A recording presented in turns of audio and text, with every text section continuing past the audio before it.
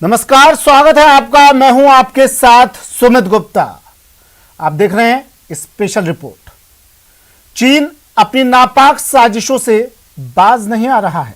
वो भारत से रार के चक्कर में नए नए अभ्यास में लगा है। आधी रात को एलएसी के पास उसके एक अभ्यास की वजह से सनसनी फैल गई है। उधर उसका सदाबहार दोस्त पाकिस्तान इन दिनों ग्वादर में गदर से परेशान है। इस गदर की वजह से इमरान खान टेंशन में है और उन्हें समझ नहीं आ रहा कि इस स्थिति में क्या करें और क्या ना करें। आज हम अपने इस खास शो में इन्हीं खबरों की बात करेंगे। तो चलिए शुरू करते हैं आज की ये स्पेशल रिपोर्ट।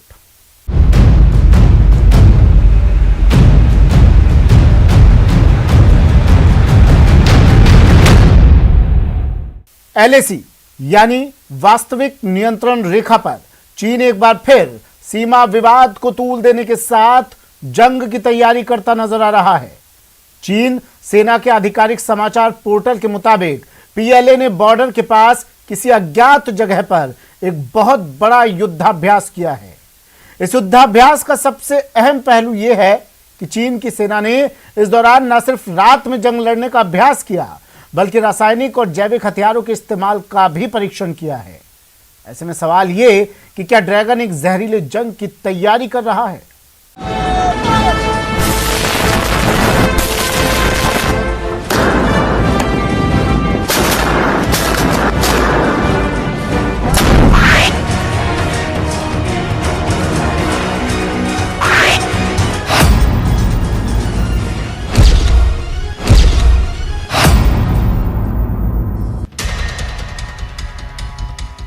लद्दाख से लेकर अरुणाचल प्रदेश तक फैली 3,488 किलोमीटर सीमा रेखा पर शांति बनी हुई है।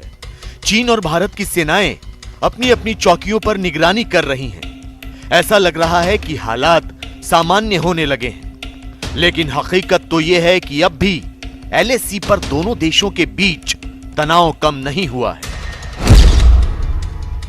चीन की ओर से लगातार भारत को उकसाने की कोशिश की जा रही है। तिब्बत से लेकर अक्साई चीन तक पीपल्स लिबरेशन आर्मी की सैन्य हलचल बढ़ती जा रही है। भारत के खिलाफ चीन वास्तविक नियंत्रण रेखा के करीब अपनी ताकत की नुमाइश कर रहा है, जिसकी तस्दीक करती हैं ये तस्वीरें।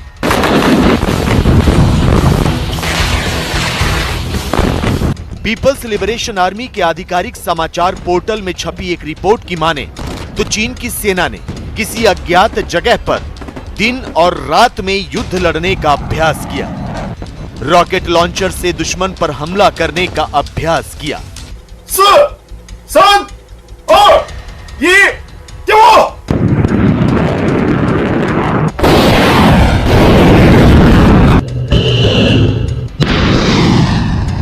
演练开始。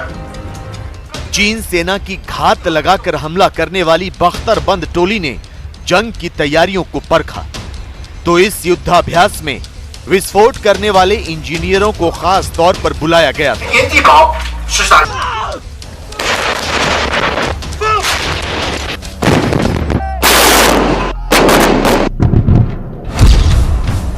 लेकिन सबसे चौंकाने वाली खबर यह है कि चीन की सेना ने इस दौरान परमाणु, जैविक और रासायनिक हथियारों के इस्तेमाल का अभ्यास भी किया। चीन सेना के एक जवान की गैस मास्क पहने तस्वीर भी सामने आई। बताया जा रहा है कि गैस मास्क के साथ ये जवान एक जहरीले इलाके से गुजरा। फिर इस जवान ने कमांड पोस्ट को हालात की सूचना दी, जिसके बाद कमांड पोस्ट ने रासायनिक रक्षा टुकड़ी से मदद मांगी। साथ ही दुश्मन की स्थिति पर बारीकी से निगरानी, दिन और रात में जंग लड़ने के कौशल और कई तरह के हथियारों के इस्तेमाल का अभ्यास किया गया। बहुत कम बार ऐसा हुआ है कि चीन की सेना ने अपने आधिकारिक समाचार पोर्टल से इस तरह के सीक्रेट युद्धाभ्यास की जानकारी दी हो। हालांकि चीन की पीपल्स लिबरेशन आर्मी ने इस बात से पर्दा नहीं उठाया कि रासायनिक, जैविक और परमाणु हथियारों के साथ जंग का अभ्यास कहां किया गया। 远方空情显示，小型机已降。 सिर्फ इतना बताया गया कि तिब्बत सैन्य क्षेत्र की सिंथेटिक ब्रिगेड इस युद्धाभ्यास में शामिल हुई। और इस दौरान खास तौर पर रात में वास्तविक युद्ध लड़ने की क्षमता का परीक्षण किया गया।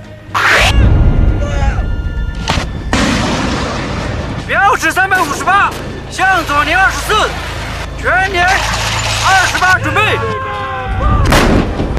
वजह साफ है, चीन हमेशा से अपने भावी युद्ध की जो भी संभावनाएं हैं या युद्ध जिन जिन क्षेत्रों में बढ़ सकता है उसमें एक सुनियोजित तरीके से तैयारी करता है और जी जान लगाकर उसमें लग जाता है। और उसके साथ ही वहां का नेशनल मीडिया इसके प्रचार और प्रसार में भी पूरी तरह से शामिल होता है, क्योंकि उसका इरादा यह है कि इन ताकतों और तैयारियों के माध्यम से अगर हम दुश्मन के ऊपर साइकोलॉजिकल वॉरफेयर करके अपने एम को अचीव कर पाए तो यह शायद बेहतर तरीका होगा।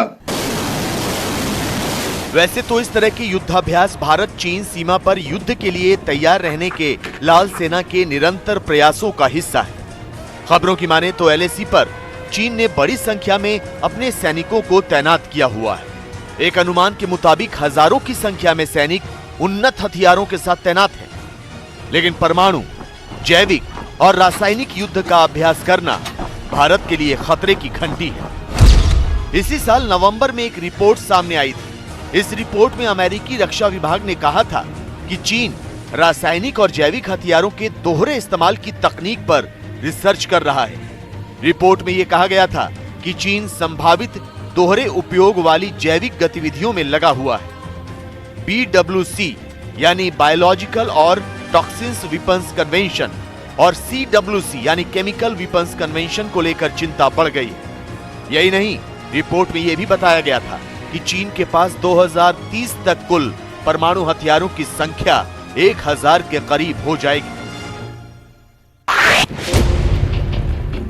जाहिर है, भारत चीन सीमा पर शांति अस्थायी है।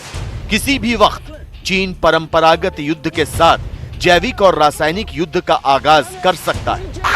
तो शायद यही वजह है कि चीन से निपटने के लिए भारत अपने सुरक्षा कवच को पहले से कहीं ज्यादा मजबूत बना रहा है। चीन के द्वारा युद्ध से तैयारी के लिए किए जाने वाले कामों में कोई भी कमी नहीं आई है। वह चाहे उसका फास्ट पेस से इंफ्रास्ट्रक्चर का डेवलपमेंट हो, अपने हैवी हथियारों का आगे लद्दाख के इलाके में डिप्लॉयमेंट करना हो, रॉकेट फोर्स का डिप्लॉयमेंट करना हो, मिसाइल्स को डिप्लॉय करना हो या तरह तरह की और ट्रेनिंग करना जिसमें उसके सभी आर्म्स एंड सर्विसेज पार्टिसिपेट करते हों, हाई एल्टीट्यूड पे ढेर सारे ट्रूप्स को अमास करना, ये सब ऐसी हरकतें हैं जिससे ये नहीं लगता कि वह तुरंत ही किसी शांत की राह की तरफ बढ़ रहा है। अब आपके लिए यह समझना भी जरूरी है कि रासायनिक हथियार क्या होते हैं। दरअसल रासायनिक हथियार डिलीवरी सिस्टम जैसे बम या फिर तोपखाने में इस्तेमाल किया जाने वाला एक जहरीला रसायन होता है। सामान्य शब्दों में उन हथियारों को केमिकल वेपन यानी रासायनिक हथियार कहा जाता है जिनमें जहरीले रसायन का इस्तेमाल किया जाता है। रासायनिक हथियारों के इस्तेमाल से न केवल हजारों लाखों की तादाद में लोगों को पल भर में मौत की नींद सुलाया जा सकता है, बल्कि उन्हें अलग अलग तरह की बीमारियों के प्रभाव में तिल तिल कर मरने के लिए भी छोड़ा जा सकता है। तो आपको बता दें कि OPCW के मुताबिक पूरी दुनिया के कुल 72,304 रासायनिक हथियारों में से लगभग 96.27% यानी 69,610 रासायनिक हथियारों को नष्ट कर दिया गया। रासायनिक हथियार निषेध संगठन यानी OPCW में 192 हस्ताक्षरकर्ता देश हैं, जो वैश्विक आबादी के 98% का प्रतिनिधित्व करते हैं। 14 जनवरी 1993 को भारत भी रासायनिक हथियार निषेध संगठन का हिस्सा बन गया। लेकिन चीन जैसे जैसे आर्थिक तौर पर शक्तिशाली होता गया, उसने अपनी सेना की ताकत में इजाफा करने के लिए रासायनिक हथियार विकसित करने शुरू कर दिए। जब भी इस तरह की कोई खबर आती है कि चीन रासायनिक हथियार बना रहा है, तो बीजिंग से उन्हें भ्रामक बताकर कन्नी काट ली जाती है। लेकिन अब यह साफ हो चुका है कि चीन सिर्फ भारत ही नहीं बल्कि पूरी दुनिया को ब्लैकमेल करने के लिए रासायनिक और जैविक हथियार बनाने के साथ उनका परीक्षण भी कर रहा है। अब बात पाकिस्तान की, जहां गृह युद्ध जैसे हालात बनते जा रहे हैं। ग्वादर में चीन की मौजूदगी और स्थानीय लोगों के साथ सौतेले व्यवहार की वजह से बलूचिस्तान के लोग पाकिस्तान से आजादी के लिए आर पार की लड़ाई में कूद पड़े हैं। सीपीईसी के विरोध में बलूचिस्तान की आवाम इमरान विरोध के नारे बुलंद कर रही है। खबर है कि हजारों लोगों ने एक बार फिर ग्वादर में चक्का जाम कर दिया है।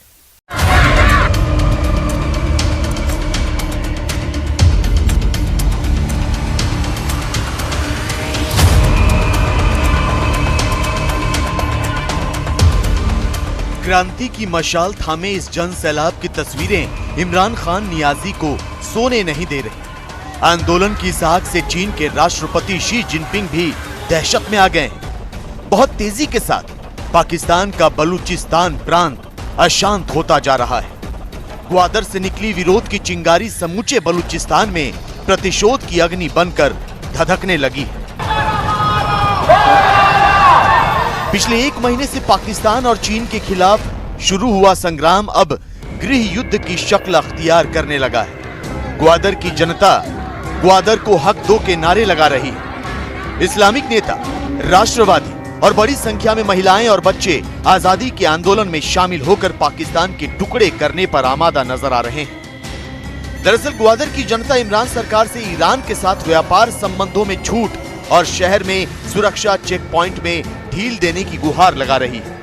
ग्वादर की जनता चीन के सीपेक प्रोजेक्ट का विरोध करने के साथ चीन के नागरिकों की मनमानियों का विरोध कर रही है।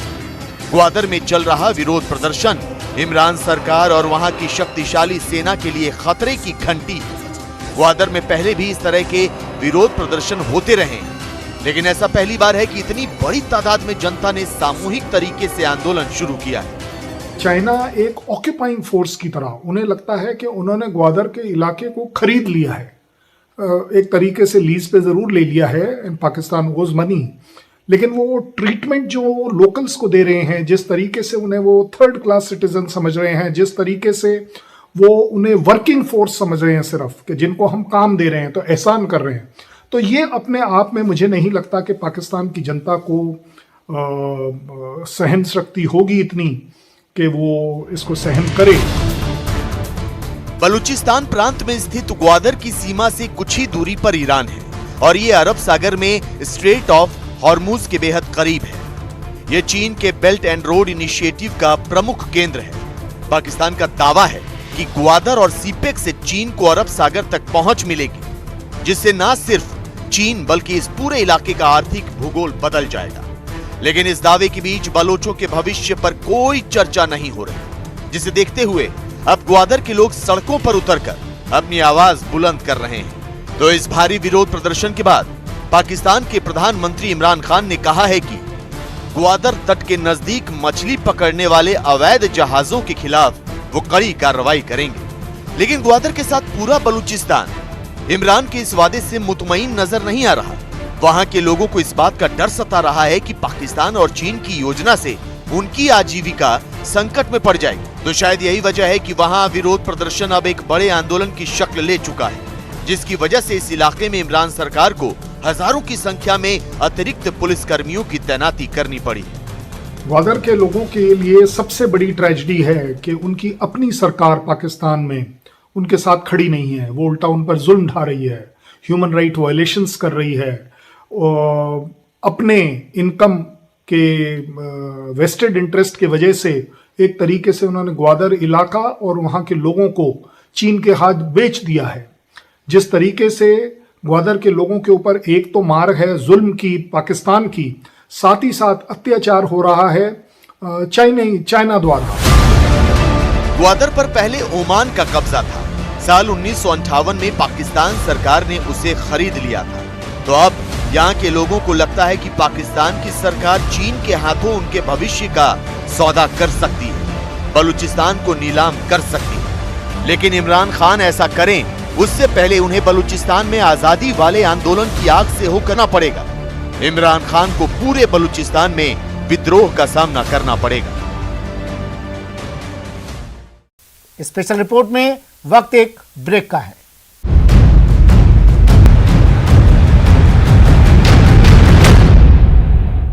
ब्रेक के बाद स्वागत है आपका।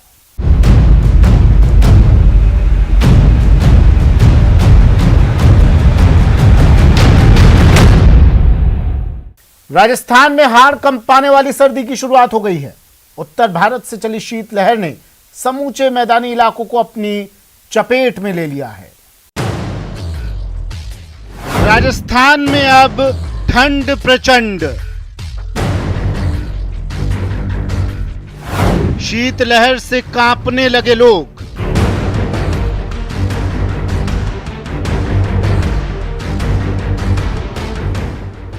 कोहरे ने लगाई रफ्तार पर ब्रेक। नजर आने लगी पत्तों पर बर्फ।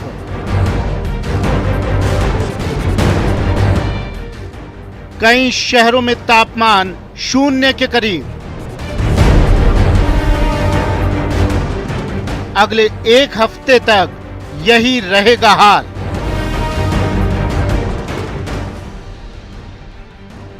राजस्थान में हाड़ कंपाने वाली सर्दी की शुरुआत हो गई है। उत्तर भारत से चली शीतलहर ने समूचे मैदानी इलाकों को अपनी चपेट में ले लिया है। गुरुवार रात से चल रही तेज शीतलहर की वजह से तापमान में बड़ी गिरावट दर्ज की गई है। वहीं उत्तरी राजस्थान के कई जिले कोहरे से ढके रहे। भरतपुर में अब लोगों को सर्दी का सितम सताने लगा है। सुबह से ही सर्द हवाएं हैं वो चल रही हैं और उसके बाद जो है अब कड़ाके की ठंड पड़ने लगी है। वहीं लोग अब गलन भी महसूस कर रहे हैं। अगर मौसम की बात की जाए तो अभी भी जो धुंध है वो नज़र आ रही है। हल्की हल्की जो धुंध है वो नज़र आ रही है। सुबह से ही जो मौसम है वो इस तरह बना हुआ है कि बारिश का सा जो मौसम है और हवा है वो हल्की हल्की हवा है, ठंड के साथ पड़ रही है। तो लोगों को अब जो है गलन भी महसूस होने लगी है। लोग जो है घरों से पूरी तरह से कपड़े जो सुरक्षित रूप से पहन करके और निकल रहे हैं। सुबह से आज कुछ दिनों से 2-3 दिन से ठंड बहुत ज़्यादा है। सर्द हवाएं हैं जिनसे जनजीवन थोड़ा रुका हुआ है। हमें भी समय पर ड्यूटी पहुंचना होता है, तो शारीरिक का भी स्वास्थ्य का भी ध्यान रखते हुए अपनी ड्यूटी को भी पूरी तरह बड़ी ईमानदारी